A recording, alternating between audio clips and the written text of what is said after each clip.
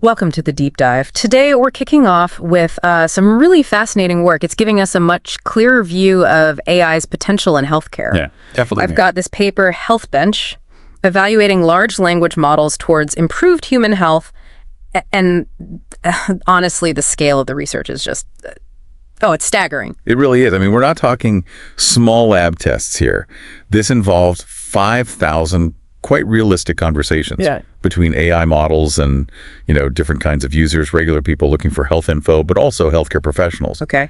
But the really unique part, the evaluation, they brought in 262 physicians from, I think, 60 different countries. Wow, 60 countries. Yeah. And these doctors used almost 50,000 unique criteria, all specific to the conversations, to judge the AI responses. Almost 50,000. Okay, let's try and unpack this. Our goal today, for you listening, is really to dig into what this HealthBench paper found. What's it telling us about where AI stands in healthcare right now? And maybe more crucially, where could this be heading? Think of this as your shortcut to getting a handle on a really important development. Exactly.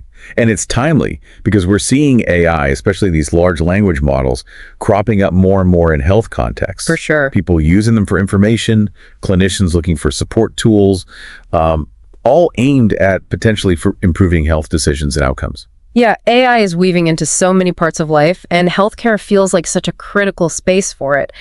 But the HealthBench authors, they pointed out some real problems with how we used to evaluate these things, right? What were the main issues they saw? They flagged three main challenges. The first one they called meaningfulness. Basically, do the scores these AIs get on tests actually mean anything for real-world healthcare? Okay. A lot of the older tests were, multiple choice or very narrow questions, not really like a real chat about health problems. Right, like acing a quiz versus actually giving useful advice in a conversation, totally different skills. What was number two?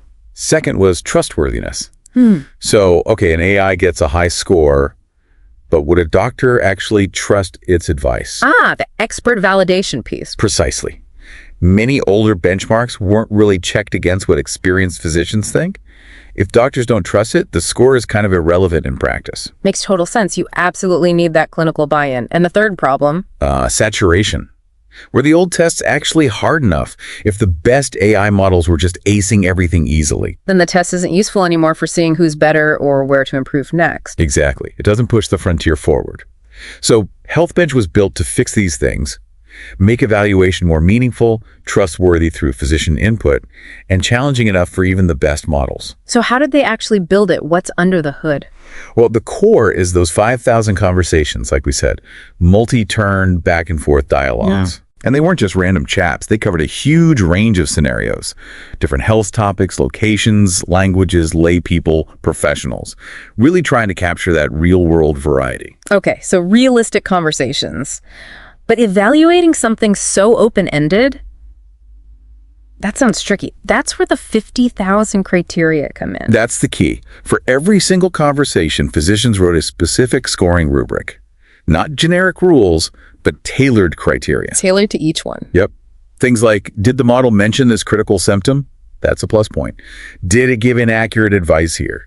That's a negative point. Right. The level of detail is just immense. That sounds like an incredible amount of work. Did they have doctors grading all 5,000 conversations manually? That seems huge. Good question. No, they developed what they call a model-based grader.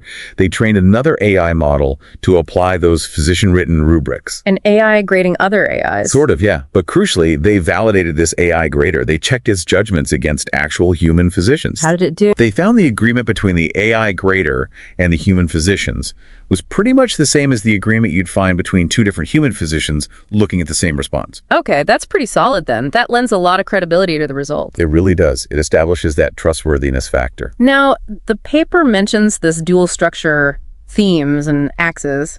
What's that about? It's just a way to slice the analysis, basically, to get a richer picture.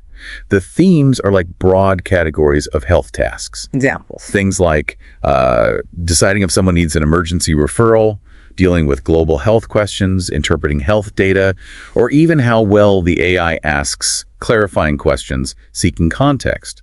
There are 7 themes. Got it. So you could compare how a model does on emergencies versus, say, explaining test results.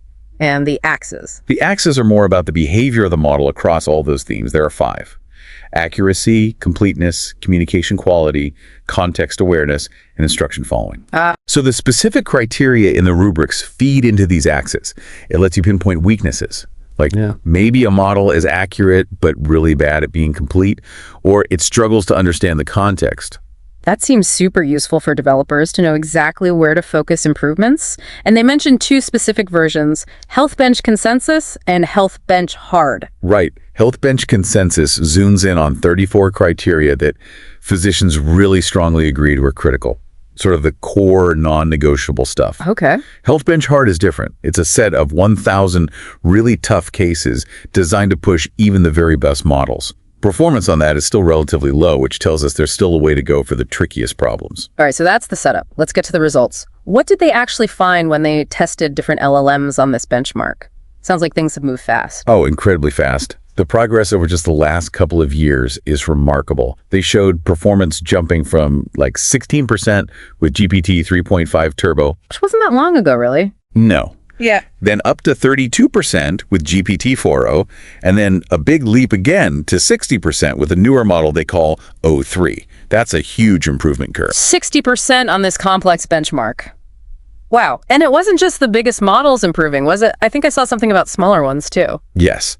And this is really interesting. A model called GPT 4.1 Nano, designed to be much cheaper, like 25 times cheaper than GPT 4o. 25 times cheaper. Okay. It actually scored better than GPT 4o on HealthBench. Get out, really? Yeah.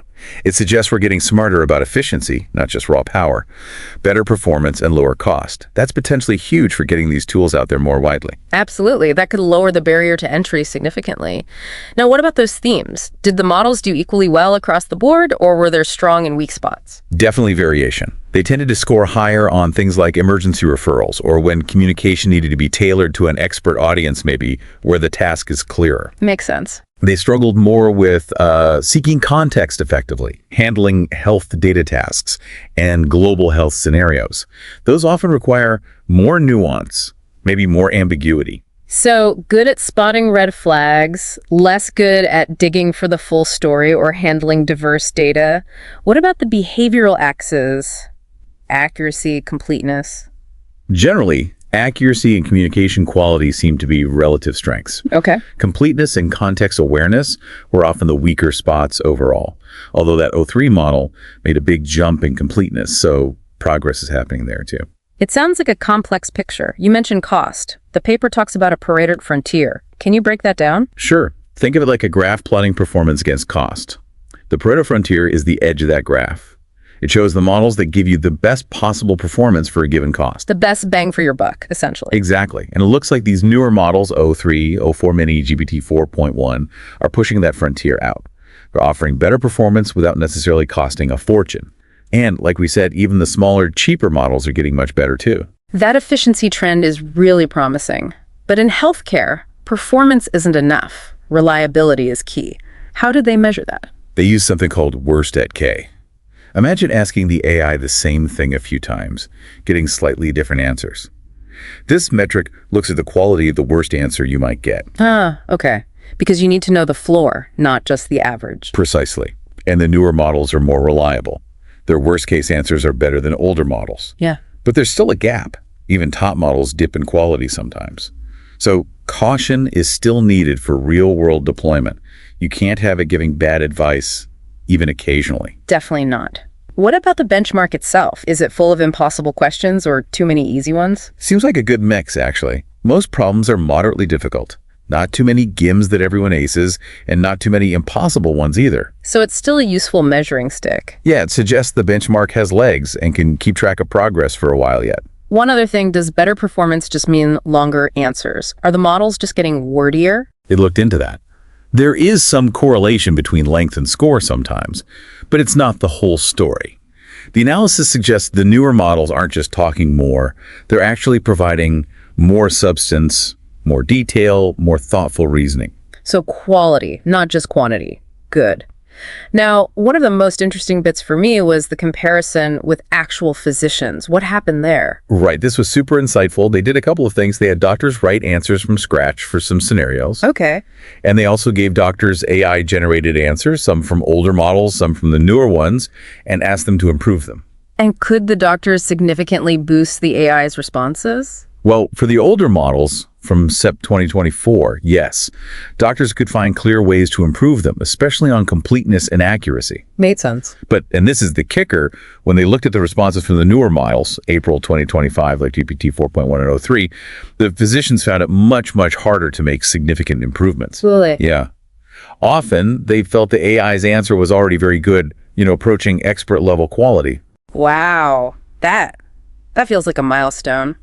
AI responses that experienced doctors struggle to meaningfully improve upon. It's a significant finding, for sure. Suggests a real step up in capability for these specific kinds of conversational health tasks. What about when the doctors wrote answers themselves without seeing the AI first? Those unaided physician responses generally scored a bit lower than the top AI models. But the researchers add a caveat there. Which is? Writing chatbot-style answers isn't really how doctors normally communicate.